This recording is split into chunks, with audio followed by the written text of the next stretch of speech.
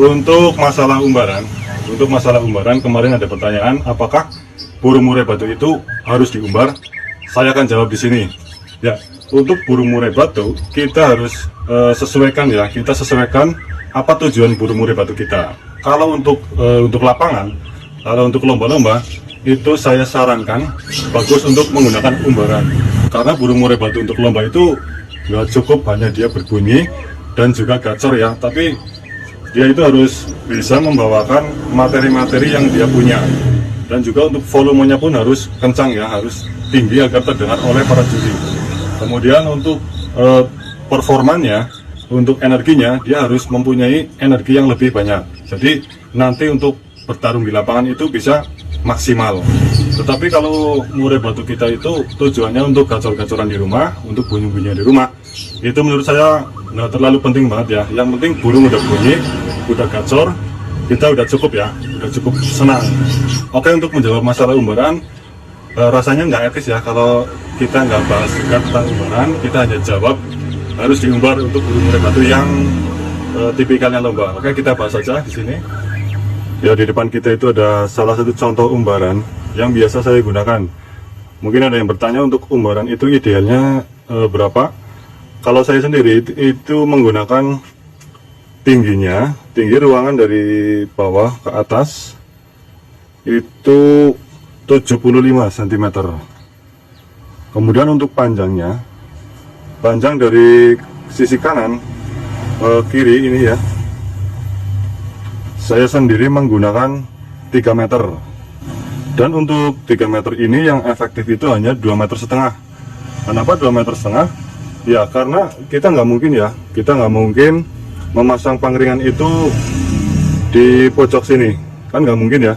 Jadi di sini kira-kira selisihnya itu 25 cm dari tepi umbaran. Ini kita pasang di sisi kanan dan juga sisi kiri. Untuk sisi kirinya pun sama, kita pasang pangringan itu nggak menempel ya, nggak mungkin menempel di bagian tepi umbaran, namun kita ada jarak sekitar 25 cm. Ini untuk mengamankan ekor burung murai batu kita dari ram ini ya. Nah, di sini berarti yang berfungsi antara pangringan yang kiri dan juga pangringan yang kanan, yang ini, itu hanya jarak 2,5 meter. Yang 50 cm setengah meter antara yang ini dan yang sebelah sana itu nggak berfungsi dengan maksimal ya, karena burung murai batu itu kan loncatnya dari pangringan ke pangringan.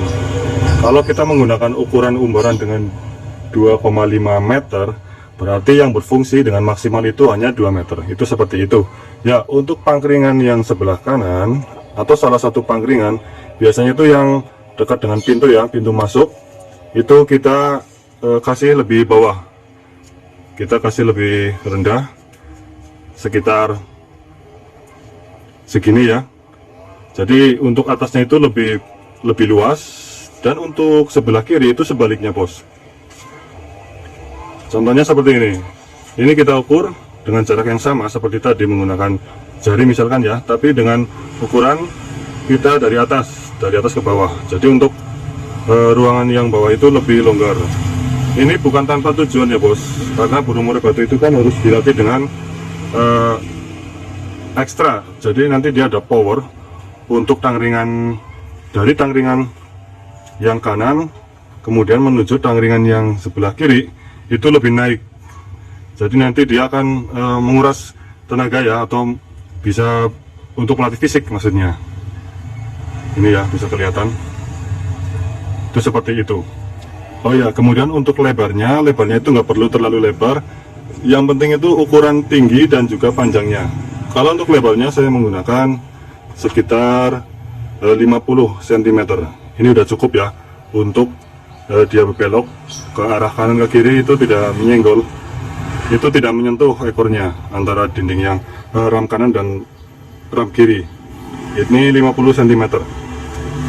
Kemudian untuk kaki umbaran itu bebas ya, terserah Anda semuanya. Kalau di sini itu di tempat saya banyak kucing, jadi saya lebih tinggikan untuk kakinya. Oh ya, menurut pengalaman saya, untuk burung murai batu yang pertama kali masuk umbaran atau pertama kali menggunakan umbar dengan metode kita gebah ya, kita kepar, itu biasanya dia berdampak keesokan harinya. Misalkan hari ini hari Jumat kita umbar, biasanya itu untuk hari Sabtunya dia akan mengalami sedikit berbeda ya. Dia akan lebih cenderung dengan ngeriwik, lebih anteng ya, karena dia itu kecapean. Untuk sayap-sayapnya mungkin ada yang dirasa. Itu untuk burung-burung yang baru melakukan tahap umbaran. Untuk durasi keparan atau durasi umbaran itu bisa disesuaikan ya bos. Lebih baiknya itu kita perlahan. Kita perlahan dulu, step by step. Jangan langsung kita geber. Misalkan kita geber, kita kepar ke kanan ke kiri itu pertama masuk 200. Itu jangan ya. Lebih baik hari ini misalkan kita 50 aja dulu atau 100 dulu ya, untuk bolak-balik ke kanan ke kiri untuk 2 hari. Kemudian 2 hari ke depan boleh ditambah dengan menambahkan durasi terbangnya. Itu seperti itu. Jadi kita kembali lagi untuk kita mengetahui karakter burung-burung rawatan kita. Untuk burung yang kurang energi ketika dia lagi tarung, volumenya kurang kencang dan nafasnya itu kurang panjang, bisa menggunakan terapi umbaran. Rata-rata untuk burung itu di alam bebas itu terbang ya. Jadi kita juga di sini memberikan suatu toleransi untuk mereka berterbang. Ini juga bisa untuk terapi ya bos. Terapi agar burung-burung kita itu bisa lebih senang, bisa lebih bombong. Oke, untuk semua saja. Mungkin ada yang beranggapan kalau burung murai batu itu kan lombanya itu lomba kicauan ya, bukan lomba fisik. Jadi ngapain kita atur atau kita olah fisiknya? Itu menurut saya kurang tepat ya. Karena untuk mendapatkan suara, untuk mendapatkan volume yang kencang, dan juga untuk mendapatkan nafas yang panjang dan juga stamina yang kuat, salah satunya itu adalah menggunakan umbaran. Jadi di sini kita melatih burung kita untuk berolahraga. Karena penyanyi-penyanyi dangdut aja atau penyanyi-penyanyi yang lain itu untuk memaksimalkan vokalnya, untuk memaksimalkan nyanyiannya, mereka selalu berolahraga. Dan umbaran pun bisa juga untuk solusi untuk burung-burung yang jinak. Jadi jika kita mempunyai burung murai batu atau burung yang lain yang jinak, kita bisa latih, kita bisa terapi dengan menggunakan umbaran. Ini untuk mengurangi interaksi antara burung dengan manusia ya. Itu seperti itu. Kemudian untuk waktunya, waktu pengumbaran itu yang baik dan bagus itu seperti apa? Menurut pengalaman saya itu di pagi hari bos. Lebih bagus lagi kita menggunakan umbaran ini ketika matahari mulai terbit. Jadi dia sambil berjemur dan juga berolahraga di umbaran. Dan untuk pakan dan minum itu boleh kalian sediakan juga ya. Ya, untuk trik umbaran tersendiri itu ada 2 versi ya. Versi kita jor di umbaran biar dia itu semaunya sendiri, dan juga versi yang kedua itu kita gebah.